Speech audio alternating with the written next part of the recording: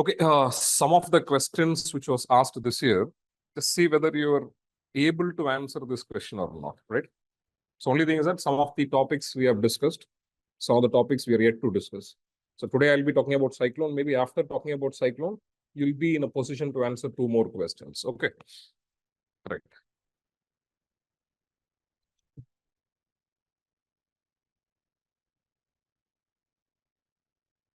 Okay. Question number 6, GS1, 10 marker. What is the phenomena of cloudburst explained? What all you may write? See, and you remember, I told you some of the topics are evergreen topics. So given the temporal dimension, I told you that these questions always you can expect in examination. If you remember, there was one topic called as important geophysical phenomena such as earthquake, tsunami, volcanic activity, cyclones, etc. So under this word, etc., I was somewhere, I have just decoded some of the topics. You remember, we talked about what? Landslide, we talked about flood, we talked about urban flood. And what exactly results in this? What exactly is a causative factor of this flood, urban flood, and landslide? Most of the time, we have taken this name called as what? Cloudburst. Even when we talked about something called as cumulonimbus cloud, then also we talked about what? Cloudburst. Now the question is, what all you may write? See, when they talk about explain, there is no structure involved. Whatever you understand, whatever you know about cloudburst, somewhere I can talk about it. Though they were talking about the phenomena of cloudburst. Okay. What all you can write here? What is the best way to start an answer? Sorry? See, always, if you ask me, 10 marker, what is the best way to start an answer? I would always say that you start with the definition. What exactly you mean by a cloud? Define cloudburst. So you may write that bursting of the cloud, you call them as what? Cloudburst, right? What do you mean by cloudburst, my difference? Sorry? See, there are 2 approaches. If I know the quantitative facts, I can talk about it. If I do not know about the quantitative facts, how can I write it? I told you that if quantity is not sure, you can use this qualitative words. If you're using, somewhere you're trying to define cloudburst using qualitative words, how do you do it?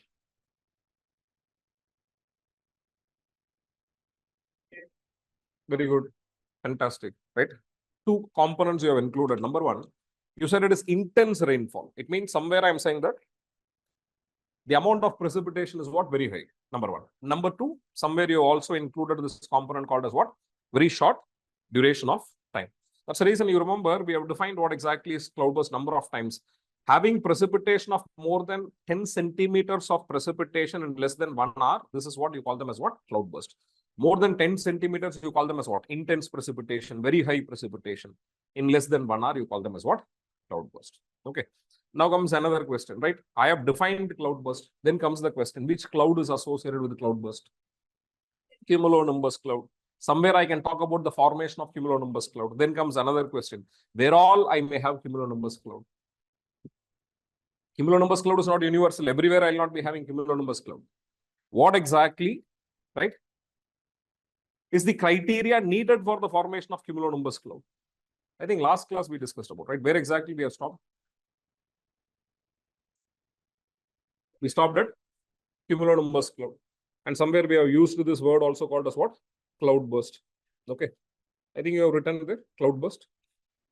Now the question is, where all you will be having this cumulonimbus cloud formed? Wherever the convection, rising convection is very, very strong, there all you will be having this cumulonimbus cloud. Then comes another question, where all this rising convection is very, very common. Not necessarily in equatorial region. Somewhere we said, okay, you're not wrong when you said equatorial region, but only thing is that wherever there is a high temperature, there is a chance that I'll be having what? Cumulonimbus clouds. Okay. So wherever temperature is very high, wherever the rate of rise of air mass is very, very strong, there all I'll be having, or there may be a formation of cumulonimbus cloud, which can get transferred into what? Cloudburst. Okay. Right. Right, my dear friends. I assume that you could have written an answer for cloudburst.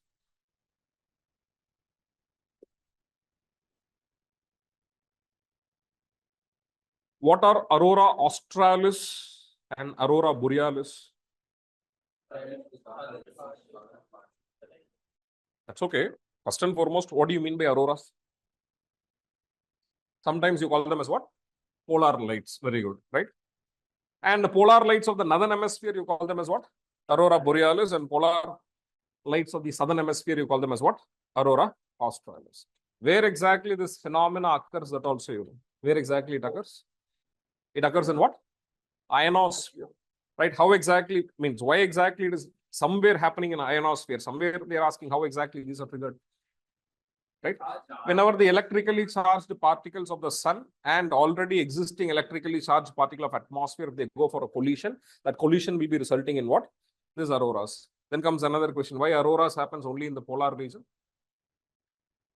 Simple, because I understand polar regions are the one where I have the strong Earth's magnetic field today located, right? Okay.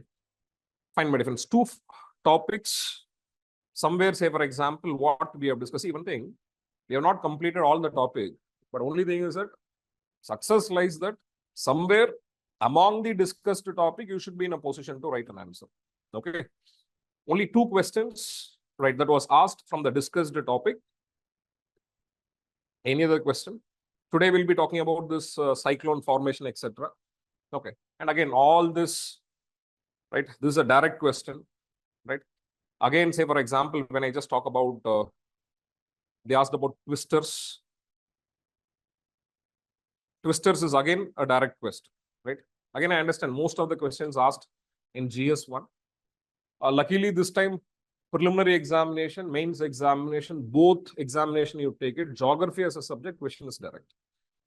It means next year, I don't think that this much direct questions you may experience. Okay. Because last 5-6 years, I'm saying one of the easiest questions that is coming from what? Geography. Okay. Right. Now, reason for me having a class today, I'll explain. Yesterday, Surjit sir has started environment, right? So what he has given me as a feedback in the sense, if at all, if I would have completed climatology, maybe taking environment class will be slightly better. Okay, so that's the reason I thought that today and tomorrow I'll try to complete this climatology as a chapter, all these miscellaneous topics and climatic classification, I'll just complete it. Maybe this week I'll just try to complete the world physical geography. Veranda IAS, where your dream becomes reality.